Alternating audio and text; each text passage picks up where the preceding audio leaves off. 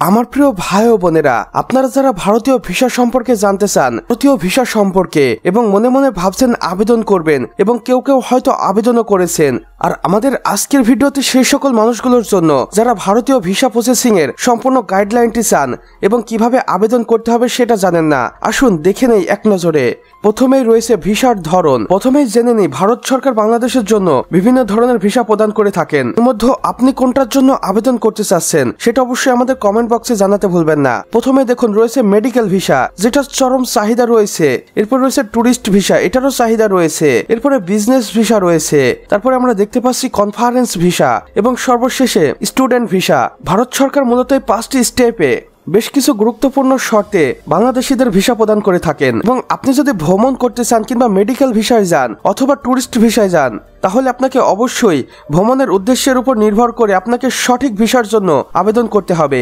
আর এটা আপনি ঘরে বসেই আপনার মোবাইলে থাকা ভারতীয় ওয়েবসাইটের মাধ্যমে বা বাংলাদেশের ভিসা এম্বাসির ওয়েবসাইটের মাধ্যমে সরাসরি আবেদন করতে পারেন এবং আপনার বিবৃতি তাদের বিস্তারিতভাবে জানাতে পারেন আপনি কেন ভারতে যেতে চাচ্ছেন। এবং আপনি যদি কর্তৃপক্ষকে স্পষ্ট করে সব বোঝাতে পারেন, তাহলে ভারতীয় ভিসাটি আপনার জন্য খুবই সহজে প্রসেসিং করা সম্ভব হবে। আসুন আমার প্রিয় ভাই ও বোনেরা, এবার দেখে আসি ভারতীয় ভিসা আবেদন পদ্ধতি কিভাবে করতে হয়। প্রথম ধাপে রয়েছে ভারত সরকারের অফিসিয়াল ভিসা ওয়েবসাইটে গিয়ে অনলাইনে ফর্ম পূরণ করতে হবে এবং দ্বিতীয় ধাপে ফর্ম পূরণের পর কনফার্মেশন পেজ ডাউনলোড এবং প্রিন্ট করে নিতে হবে। এবং তৃতীয় নম্বরে আমরা দেখতে পাচ্ছি ভিসা অ্যাপ্লিকেশন সেন্টার আইভ্যাকে নির্ধারিত তারিখের প্রয়োজনীয় কাগজপত্র জমা দিতে হবে। আমি আপনাকে প্রথমেই বলেছিলাম, আপনি যদি সবকিছু সঠিক নিয়মে করতে পারেন তাহলে ভারতীয় ভিসা প্রসেসিং এর ব্যাপারটি আপনার জন্য খুবই সহজ এবং স্বাভাবিক হয়ে যাবে। এবার আসি সবচেয়ে গুরুত্বপূর্ণ জিনিসে। দেখুন আমার প্রিয় ভাই ও বোনেরা, প্রয়োজনীয় কাগজপত্র কি কি লাগবে। ভিসার জন্য সাধারণত যেসব কাগজপত্র লেগে থাকে, আর এগুলো আপনার একটি মিস হয়ে গেলে আপনার জন্য ভিসা প্রসেসিং অনেকটাই কঠিন এবং দুরারোগ্য হয়ে যাবে। প্রথমে আপনাকে যেটি করতে হবে, পূর্ণাঙ্গ ভিসার আবেদন ফর্ম পূরণ করতে হবে। এরপরে বৈধ পাসপোর্ট কমপক্ষে 6 মাস মেয়াদে থাকতে হবে। সাম্প্রতিক 2 কপি ছবি পাসপোর্ট সাইজের লাগবে। এরপরে জাতীয় পরিচয়পত্রের ফটোকপি লাগবে। মেডিকেল বিজনেস সহ ভিসার ক্ষেত্রে সংশ্লিষ্ট ডকুমেন্ট লাগবে। আপনি যদি মেডিকেলে যান তাহলে আপনার জন্য বেশ কিছু প্রেসক্রিপশন এবং বাংলাদেশি ডাক্তারদের রেফারেশন লাগবে, আর যেটা খুবই গুরুত্বপূর্ণ মেডিকেল ভিসা প্রসেসিং এর জন্য।